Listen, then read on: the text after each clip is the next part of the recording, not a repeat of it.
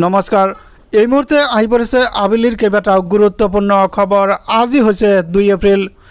অসমৰ বিভিন্ন প্ৰান্তৰ পৰা বাতৰিসমূহ জগত কৰা হৈছে নিতৌ এনেধৰণৰ নতুন নতুন ভিডিঅ' চাবৰ বাবে টেকনিক বাই লালচান ইউটিউব চেনেলটো সাবস্ক্ৰাইব কৰি ভিডিঅ'টোত এটাকৈ লাইক কৰি দিব হয় সমাগত মেট্ৰিক পৰীক্ষাৰ ৰিজাল্ট এক গৰম খবৰ এক ডাঙৰ খবৰ শীঘ্ৰেই ঘোষণা হ'ব মেট্ৰিকৰ ফলাফল হয় শীঘ্ৰেই ঘোষণা কৰা হ'ব মেট্ৰিকৰ ফলাফল এই কথা জাৰি কৰিলে শিক্ষামন্ত্ৰী গৰাকীয়ে বহাগ বিহুৰ আশেপাশে ঘোষণা হ'ব মেট্ৰিকৰ ফলাফল হয়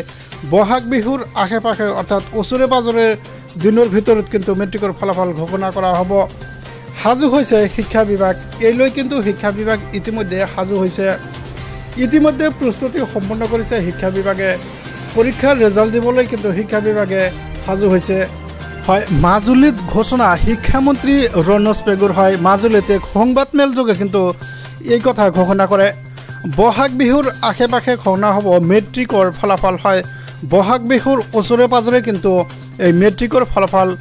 দিবলৈ হাজু হৈছে শিক্ষা বিভাগে ইতিমধ্যে সকলো দিশৰ পৰা কিন্তু হাজু কৰিছে ৰিজাল্ট ইতিমধ্যে ৰিজাল্টৰ প্ৰস্তুতি সম্পন্ন কৰিছে বুলি শিক্ষা বিভাগে ইতিমধ্যে জানিবলৈ দিছে আৰু ৰিজাল্টৰ দিনবাৰ ঘোষণা কৰিছে মাজুলীত ঘোষণা কৰিছে শিক্ষামন্ত্ৰী ৰণোজ পেগু হয় ৰণোজ পেগু শিক্ষামন্ত্ৰীয়ে ঘোষণা কৰিছে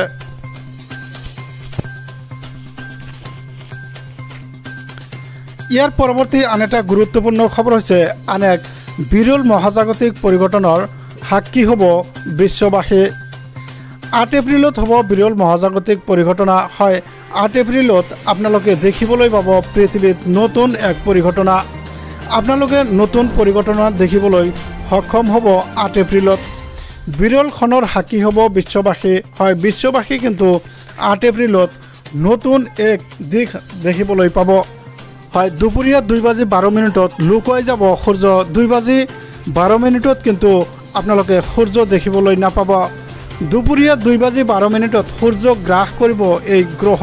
গ্ৰহণে কিন্তু সম্পূৰ্ণ গ্ৰাস কৰিব সূৰ্যক 7 মিনিট 14 ছেকেণ্ডৰ বাবে হ'ব পূৰ্ণ গ্ৰাস সূৰ্য হয়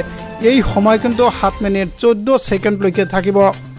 7 মিনিট 14 ছেকেণ্ডৰ বাবে অন্ধকাৰাচ্ছন্ন হৈ যাব পৃথিৱী কিন্তু অন্ধকাৰ হৈ পৰিব 7 মিনিট 14 ছেকেণ্ড সময়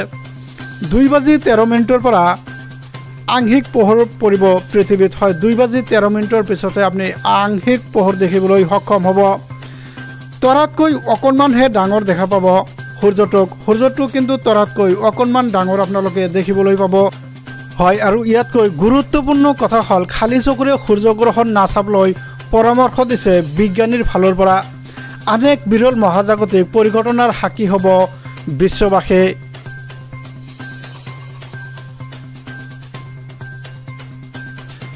ইয়াৰ আন এটা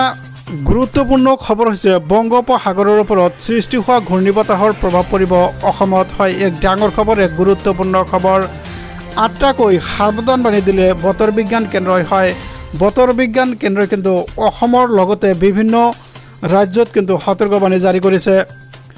অসমৰ 22খন জিলালৈ সতৰ্কবাণী দিছে বতৰ বিজ্ঞান কেন্দ্ৰই ইফালে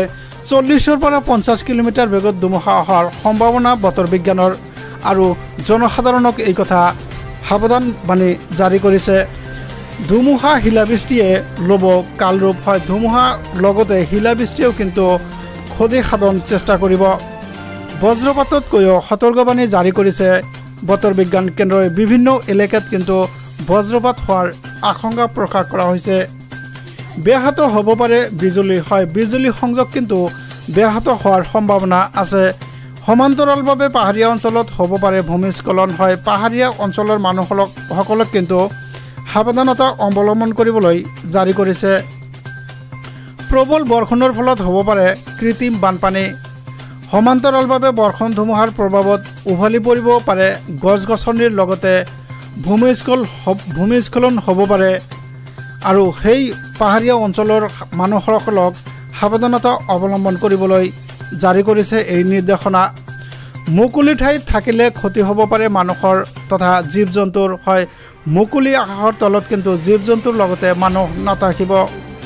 কোন জিলালৈ বতৰ বিজ্ঞান কেন্দ্ৰৰ সতৰ্কবাণী হয়, কোন জিলাক বতৰ বিজ্ঞান কেন্দ্ৰই সতৰ্কবাণী জাৰি কৰিছে আপোনালোকে চাই থাকক। ইফালে বঙাইগাঁও, কোকৰাঝাৰ, নলবাৰী, কামৰূপ এইসকল জিলাক কিন্তু সতৰ্কবাণী জাৰি কৰিছে। সমান্তৰালভাৱে কামৰূপ মেট্ৰ', বাক্সা, মৰিগাঁও, পশ্চিম কাৰ্বি আংলং এইসকলক কিন্তু সতৰ্কবাণী জাৰি কৰিছে। ইয়াৰ লগতে নগাঁও, হোজাই, বিশ্বনাথ, শোণিতপুৰকো সতৰ্কবাণী জাৰি কৰিছে। সমান্তৰালভাৱে পূব কাৰ্বি আংলং, ডিমা হাছাও, গোলাঘাট, যোৰহাটকো সতৰ্কবাণী জাৰি কৰিছে বতৰ বিজ্ঞান কেন্দ্ৰই। মাজুলী, লখিমপুৰ, ধেমাজি, শিৱসাগৰকো কিন্তু সতৰ্কতা অৱলম্বন কৰিবলৈ জাৰি কৰিছে। ডিব্ৰুগড়, চৰাইদেউ, তিনিচুকীয়া হ'ব পাৰে প্ৰবল বৃষ্টিপাত, আৰু এই প্ৰবল বৃষ্টিপাতে কিন্তু বিভিন্ন ক্ষয়ক্ষতিৰ আশংকা প্ৰকাশ কৰা হৈছে। বংগোপসাগৰৰ ওপৰত সৃষ্টি হোৱা ঘূৰ্ণীবতাহৰ প্ৰভাৱ পৰিব অসমত। তো ভিউয়াৰ্ছ, ভিডিঅ'টো ভাল পালে ভিডিঅ'টোত এটা লাইক কৰি চেনেলটো ছাবস্ক্ৰাইব কৰিবলৈ নাপাহৰিব। ধন্যবাদ, থেংক ইউ, জয় অসম।